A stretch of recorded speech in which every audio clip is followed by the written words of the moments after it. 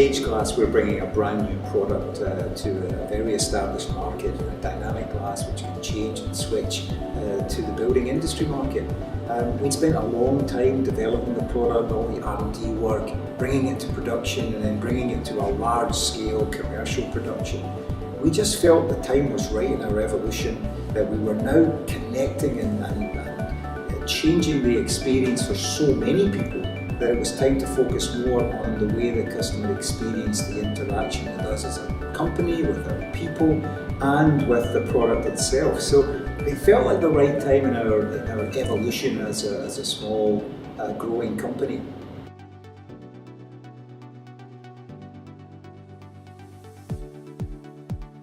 And obviously, SageGlass is a part of the Saint-Gobain group, and Saint-Gobain is a 353-year-old company. So throughout its history, it's been an innovative company, and it's also been a customer-centric company.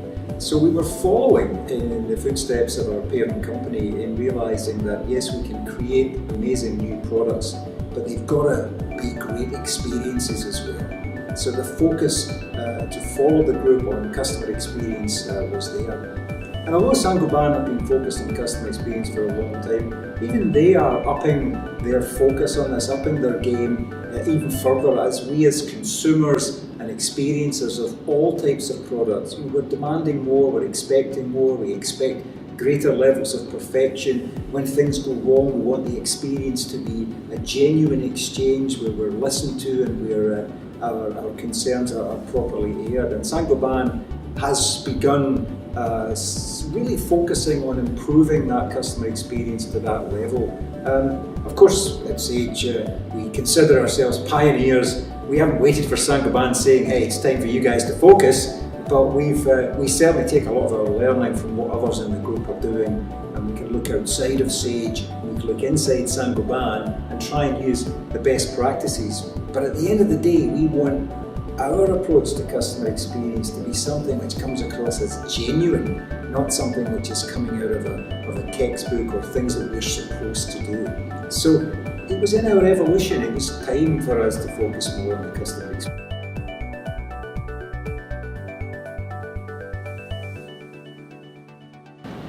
At SageGlass we have a mission. We operate under Saint-Gobain's principles of conduct and action, certain core values of the company.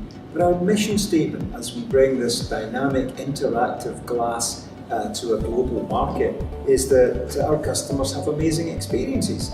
So how could we possibly have that as a mission statement without understanding what the customer experience was with us? Not just with the product, but with the way they interact with us and our people, our sales team, our technical services and support team, when they visit our manufacturing plant, how they're made to feel. So for us, it was extremely important as we brought a premium product to the market. And our product is a premium. It's not a commodity piece of glass. It's a premium product. There's a premium price associated with it, but there's also a premium experience associated with it. I'm a car lover myself, so I always have silly analogies with vehicles. I like to think of us as we're an Aston Martin. We're not going to sell massive volumes and displace the global glazing industry and become the Ford Focus. But we want the experience when you buy and drive that Aston Martin to be absolutely amazing. We want your experience when you're interacting and occupying a space that SageGlass is providing. We want the experience to be amazing. So it's all part of our mission. Customer experience is being amazing.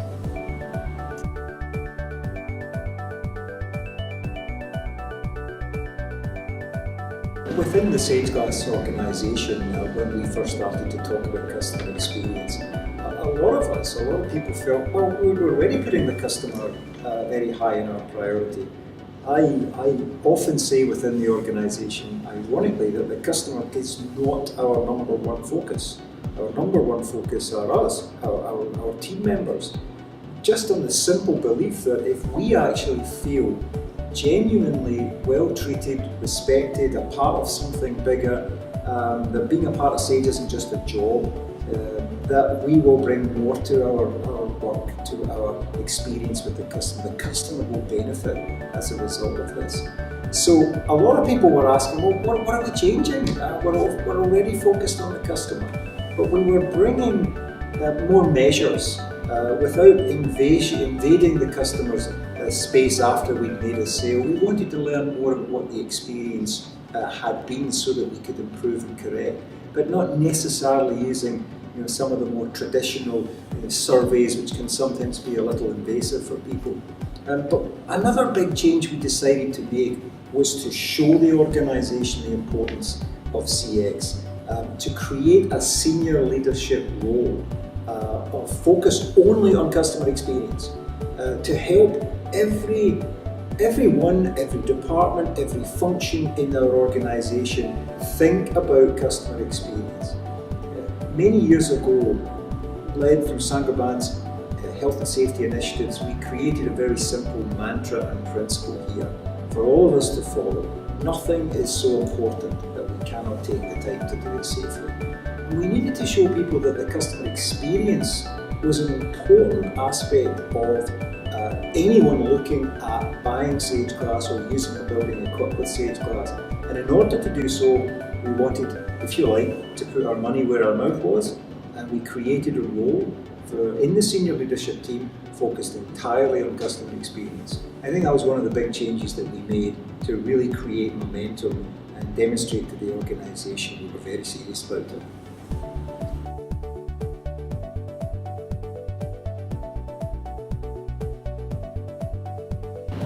But obviously, customer experience is an entire team effort.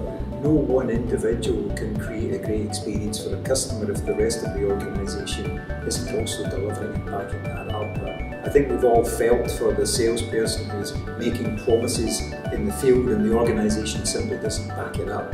So we have a very focused one team approach that we've all got to play our part in this.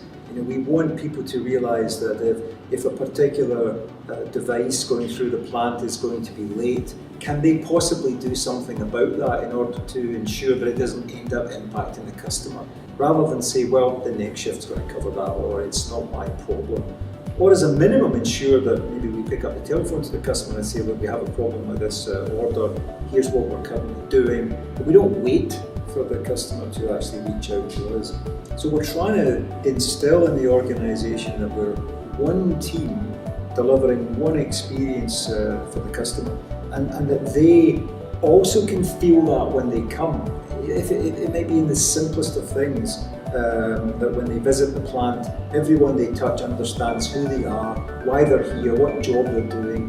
When we put jobs through the plant, yes, the manufacturing systems like to read barcodes and QR codes, but our people want to see names and pictures, and we put names and pictures of the jobs as they go through the plant alongside the data of plant performance, so that when someone's making a particular device for a particular job, they've got an image of what that building's going to look like. Years ago we used to talk about how long it would take to build a cathedral, and people would spend their entire lives working on the stonework of a cathedral, never see the end of it. Fortunately, technology's changed a lot. We get to see the end of most projects well within our lifetimes. But it's really important that everyone in our plant is visualising this end building, both from the occupant's perspective inside and the exterior perspective from someone just looking at the building. We can see that as we're building windows, electrochromic SageGlass windows. We're visualising what's this customer going to feel as a result of the work we do, rather than just, hey, we made 10,000 windows this week.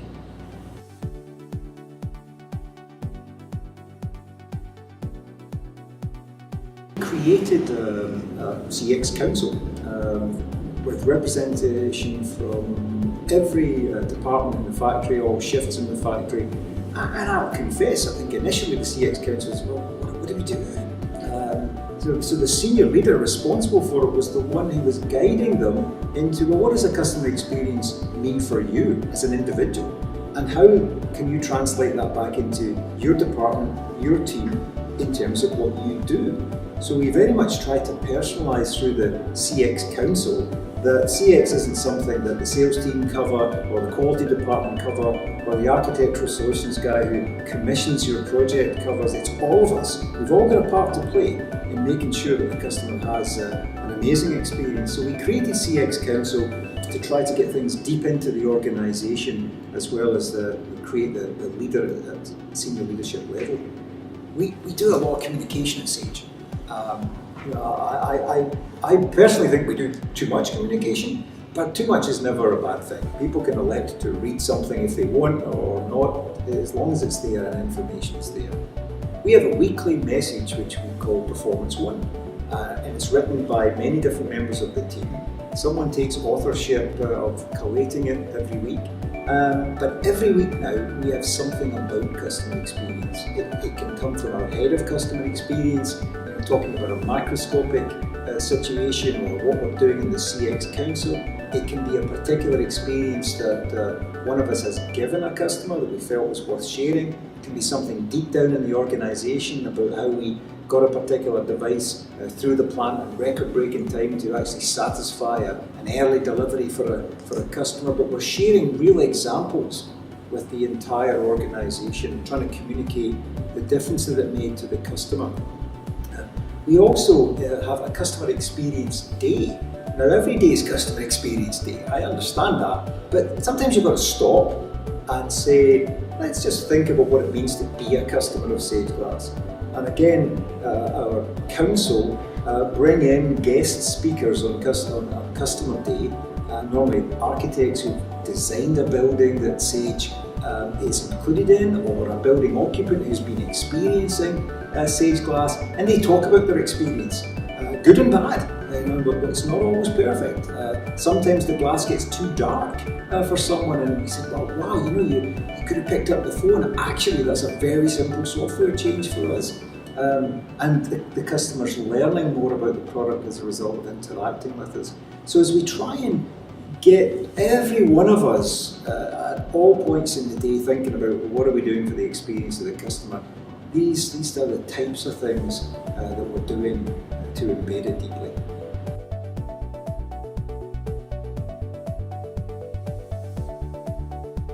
As a CEO and as a leader of the company, first and foremost, I think my job is obviously to create the strategy and the direction, the vision of the company. And if a part of that vision and strategy is amazing customer experiences, I need to play my part in that. When I'm interacting with customers, obviously I've got to make that experience amazing and not take it for granted that they're meeting the CEO and I'm some great opportunity for them to meet, that I'm there to make their experience with our product and with our people a great one. So I must lead by example. Fundamentally, I think that is a simple guidance for any leader in anything, but on CX, I've got to lead by example. I think the other thing is for me to remove the roadblocks that prevent good customer experience. I think a lot of the time I hear of very good reasons why something didn't happen. My job is to understand why those reasons exist and eliminate them, so that our team can do what they need to do to make the customer's experience an amazing one. And that anything that we are encountering internally, which is a roadblock or preventing us meeting a customer objective, I'm eliminating that or making the systems in place for that elimination. That's an ongoing role. It's like safety. If you think you've removed all the roadblocks, be ready for the next roadblock. So my job is constantly to be looking at the organisation and understanding where do we have these roadblocks, where when departments interact do we miss and poorly connect and improve that connectivity, and keep us all focused on the bigger picture of what we're trying to do. We're not in one part of the plant trying to put a pigtail on a device. We're not in one part of the plant trying to get the purchase order in time. We're not in another part of the plant simply trying to be paid on time. We're all there to provide this holistic experience at the end of the day. My silly car analogies again. Who cares if a car's got the best engine in the world if it's not coupled to an amazing gearbox and a wonderful chassis? The whole thing needs to work. Nobody says, you know what, I'm going to rank this car absolutely amazing even though it doesn't work because the engine's fantastic. So one part being amazing is not good enough. We've all got to work in sync. I think the CEO's job is to be able to step away and look at, is this working in sync? Be willing to criticise our own organisation, be willing to listen to others, criticise it and react accordingly.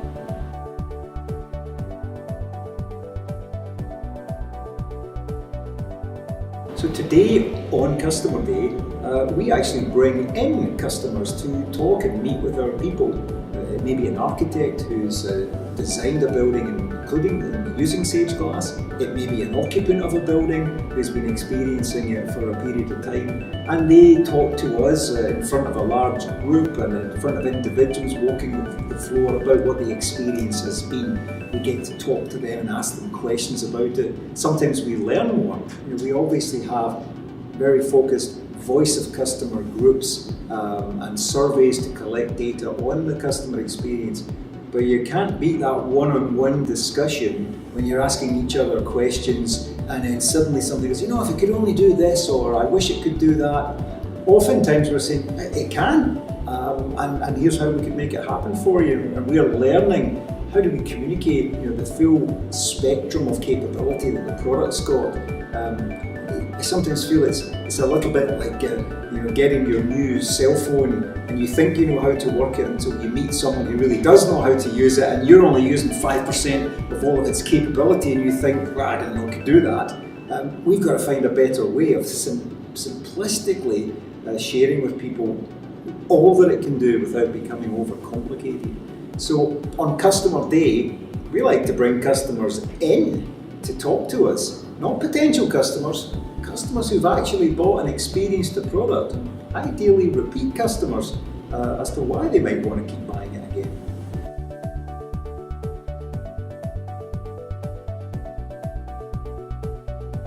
Many people talk about the customer being number one, and I think I get myself in trouble sometimes a lot on social media when I publicly say I don't agree with that. I think the customer is number two. I think number one is us, the people in the organisation who make the customer experience a good one or a bad one. So I know that Richard Branson at the Virgin Group, a fellow Brit, so hey, I've got to admire him. He talks about the experience of the customer being the important thing, but that's done through his team members. And that's the vision we also have at Sage.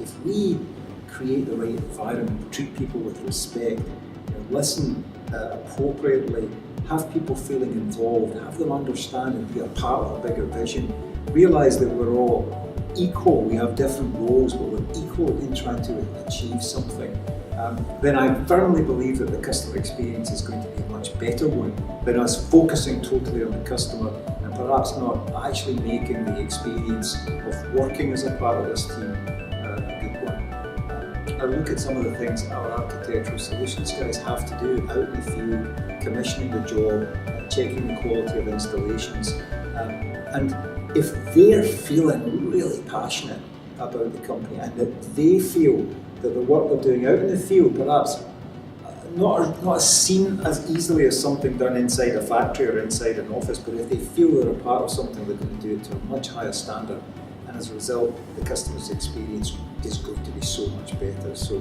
people first, customers second.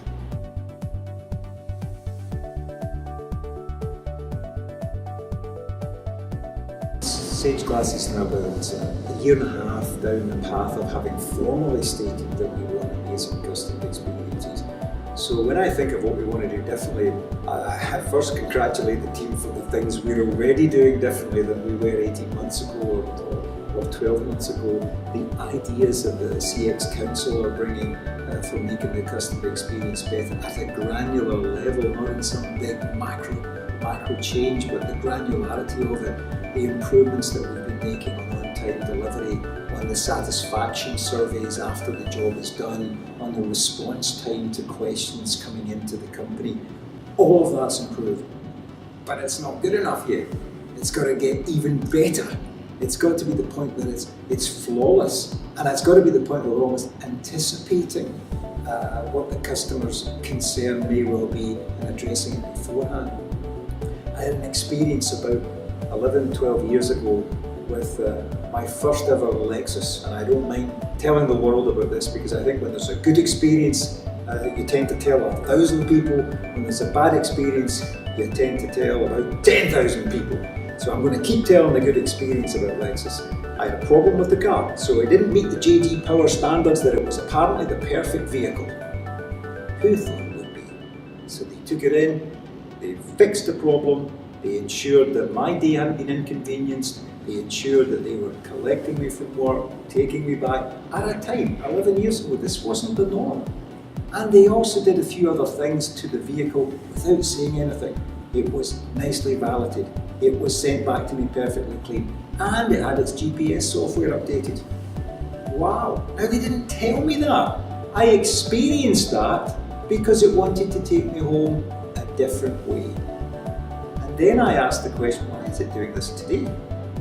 And quickly worked out something had changed, and I looked at the revision number, and there it was, they changed the revision. So I called them and they said, yeah, we just decided to make sure you weren't completely inconvenienced by this. Wow, that's customer experience. And that's why I've bought 5 Lexuses ever since.